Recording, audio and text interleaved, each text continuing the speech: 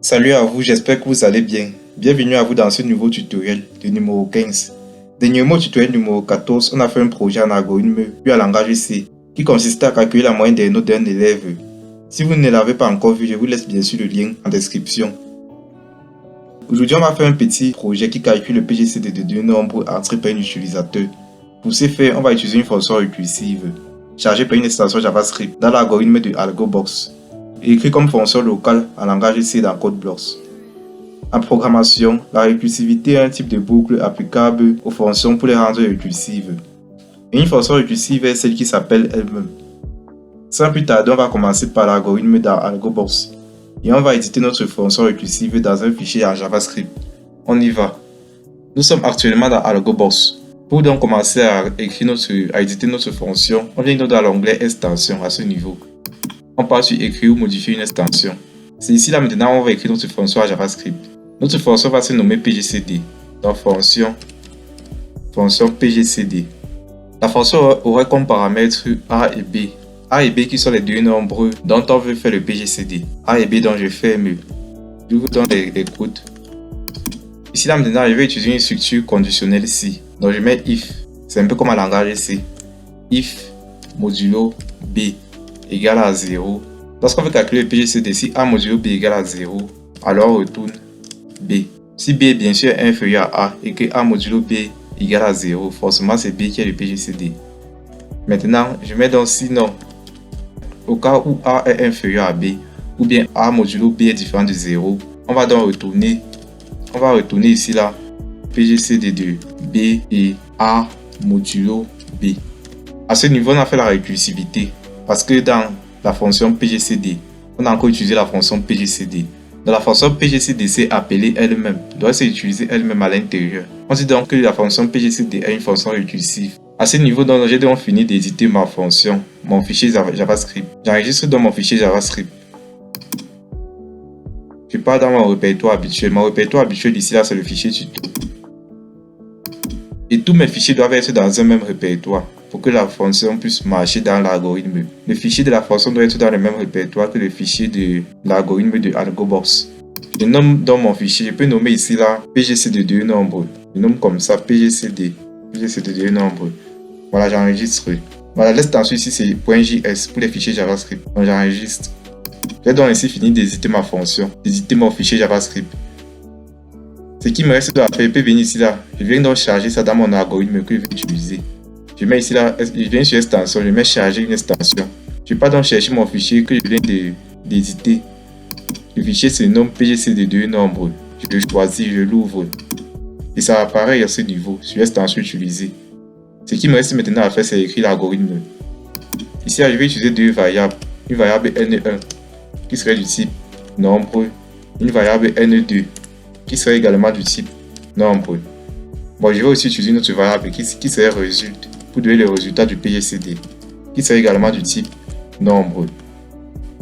Dans le début algorithme maintenant, ce qu'il me faut faire ici là, je vais demander à l'utilisateur d'entrer les deux nombres. Je vais ici là entrer les deux nombres dont vous voulez le PGCD. Entrer les deux nombres. Entrer les deux nombres dont vous voulez le PGCD. Je pars la ligne. Lit variable. Je commence avec N1. Lit N1. Et ici là, je mets lit N2. Maintenant, ce qui me reste à faire, c'est d'afficher le PGCD. Bon, je vais d'abord écrire un message. Je vais écrire un message ici, le PGCD. Le PGCD de 2 points. J'affiche maintenant ma variable. Afficher variable. N1. N1. J'affiche encore un message. Le PGCD de N1. Et j'affiche encore une autre variable qui est ici N2. Pour que ça m'affiche le PGCD, si entre par exemple 4 et 5. Le PGCD de 4 et 5 est. Maintenant, je vais afficher un message. Je mets 2 points. Maintenant, ici, là, je vais affecter à résulte le résultat de ce PGCD. Donc, résulte va prendre la valeur PGCD. PGCD doit s'écrire comme la fonction que j'ai éditée dans mon fichier JavaScript à ce niveau. Cela s'écrit exactement comme ceci. Résulte prend la valeur de PGCD 2. Je mets entre parenthèses N1, virgule N2. Ça devient donc les paramètres de PGCD. Maintenant, ce qui me reste à faire, c'est d'afficher résulte. Afficher variable. Je mets ici la résulte. J'ai ainsi terminé. Je peux vérifier le code. Il n'y a pas de problème. Je teste l'algorithme.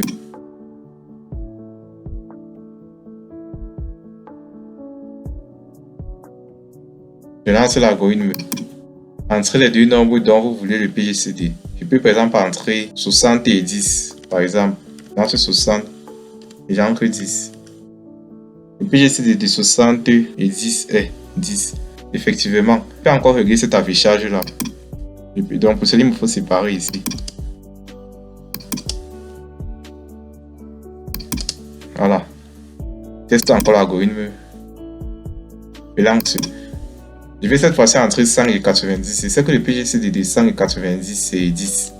Je vais entrer 100. Je vais entrer 90. Le PGCD de 100 et 90 est erreur. Apparemment, il y a une erreur quelque part. Il faut aller vérifier. Il faut aller rectifier cette erreur-là. Bon, je vois dans ce niveau que l'erreur n'est pas dans l'algorithme. Forcément, l'erreur est dans le fichier JavaScript. Je viens dans mon fichier JavaScript que j'ai édité. Je regarde au niveau de la fonction. Où est-ce que j'ai fait l'erreur? Bon, à ce niveau, je vois que après retourne, je devais mettre ceci. J'enregistre CTRL S. Je pas encore retester l'algorithme pour voir si ça fonctionne. Je vais entrer les mêmes nombres. Je vais entrer les mêmes nombres. Et 90. Le PGCD de 100 et 90 est 10. Donc l'algorithme fonctionne donc ainsi bien. Ce qui me reste à faire, c'est d'aller traduire un langage ici dans CodeBlocks. Je vous ai dit en début de la vidéo, dans CodeBlocks, on ne doit pas utiliser une extension JavaScript. Ça ne marche pas dans CodeBlocks en langage C. C'est comme on va utiliser une fonction locale. Donc j'ouvre CodeBlocks.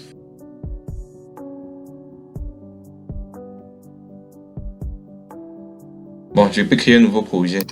Console Application. Go. Langage C. Je passe sur Next. Je peux tout mettre le même nom. Je peux mettre ici PGCD, deux nombres. Next. Finish. J'ouvre le fichier source main.c.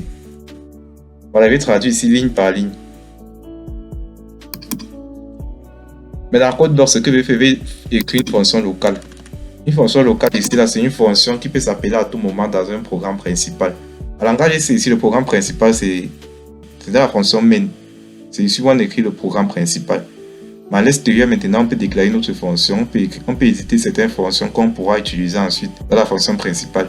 Dans notre cas, c'est ce qu'on va faire. On va écrire notre fonction locale qui va se nommer PGCD. Notre fonction locale va se nommer PGCD. On va se nommer PGCD tout comme on l'a fait dans le fichier JavaScript. Ça va se nommer PGCD. Et ça va également prendre un paramètre A et B. Bon, bref, ça serait le même code qu'en JavaScript. Mais c'est juste une coïncidence. Ça ne veut pas dire que le langage C, c'est le langage JavaScript. C'est juste dans ce cas, toutes les instructions qu'on a utilisées dans notre fonction en JavaScript, sont les mêmes instructions en langage C. Je peux ici directement copier ceci-là que j'ai édité à ce niveau. À l'intérieur, le bloc de code à l'intérieur de la fonction. Je peux directement copier, je mets à l'intérieur de cette fonction locale. Ce qui me reste à faire, c'est de traduire maintenant ligne par ligne. Je suis à ce niveau donc, je vais commencer par déclarer mes variables. Je déclare donc mes variables, ce sont des entiers. In, N1, N2. Ma dernière variable qui est result. Je finis avec le point virgule. Entrez les deux nombres dont vous voulez le PGCD. Il ne me reste plus qu'à copier ceci. Je mets dans mon instruction de lecture qui est printf. Voilà. Maintenant, il ne me reste plus qu'à lire les deux nombres. Scanf. En langage C, on peut lire deux variables à la fois. Et c'est ce qu'on va faire dans notre cas. Je vais donc mettre modulo D comme ce sont des entiers. Je mets encore notre modulo D à ce niveau. Je récupère maintenant à ce niveau. Je mets un et N1, virgule, et N2. Je finis avec le point virgule.